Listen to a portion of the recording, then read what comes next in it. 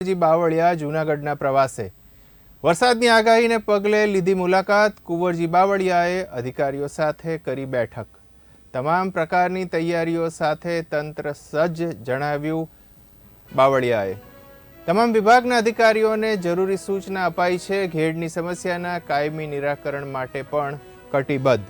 તો રાજ્ય સરકારના મંત્રી કુંવરજી બાવળિયા જૂનાગઢના પ્રવાસે તમામ પ્રકારની તૈયારીઓ સાથે તંત્ર સજ્જ હોવાનો પુનરોચ્ચાર કર્યો। તમામ વિભાગના અધિકારીઓને પર જરૂરી સૂચના અપાઈ હોવાનું કુંવરજી બાવળિયાએ જણાવ્યું। વધુમાં જણાવ્યું કે ઘેડની સમસ્યાના કાયમી નિરાકરણ માટે પણ અમે કટિબદ્ધ છીએ।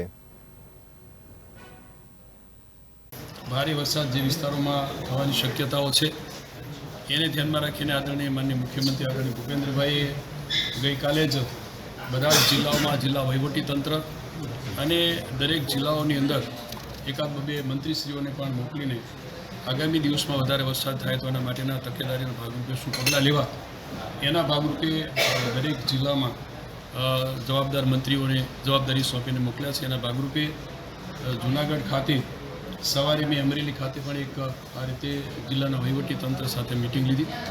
અત્યારે અહીંયા જૂનાગઢ ખાતે અમારા બંને માનનીય ધારાસભ્યશ્રી, જિલ્લા પંચાયતના પ્રમુખશ્રી અને જિલ્લાના પ્રભારી સચિવ અને જિલ્લાના વહીવટીતંત્ર સાથે આગામી દિવસમાં ભારે વરસાદ થાય તો એના માટે શું તકેદારી રાખવી, શું પગલાં લેવા એ માટે તમામ વિભાગના અધિકારીઓ સાથે રિવ્યૂ મિટિંગ કરવામાં આવી। આજે ખાસ કરીને સવારમાં પણ માનનીય મુખ્યમંત્રી સાહેબે પણ અમને દરેક મંત્રીશ્રીઓને પણ આ બાબતે અને જિલ્લા કલેક્ટરશ્રીઓને પણ સૂચનાઓ આપવાની છે અને ફરી અત્યારે પણ માનનીય મુખ્યમંત્રી સાહેબ પણ જે ભારે વરસાદ અમુક વિસ્તારમાં જ્યાં થવાની શક્યતાઓ છે એને ધ્યાનમાં રાખીને અને તકેદારીના ભાગરૂપે આજે અહીંયા મિટિંગ રાખવામાં આવી। મોટાભાગના જે ડેમો છે એમાં 7 ડેમમાં ઓવરફ્લો થયા છે પણ એમાં એટલું ભયજનક નથી કે જેથી તેમ છતાં અમારા સિંચાઈ વિભાગના બધા અધિકારીઓને મેં તાકીદ કરી છે એક પણ ડેમની અંદર સહેજ પણ કંઈ નુકસાની વધારે જોવા મળે તો એના માટેની જે તકેદારીના પગલાં લેવાના થતા હોય એ દરેક ડેમ ઉપર પછી સ્ટેટ હસ્તકનું હોય કે પંચાયત હસ્તકનું હોય એમાં પણ અમારા અધિકારીઓને બધાને સૂચના આપીને ત્યાં સ્ટેન્ડ બાય બધાને રાખ્યા છે।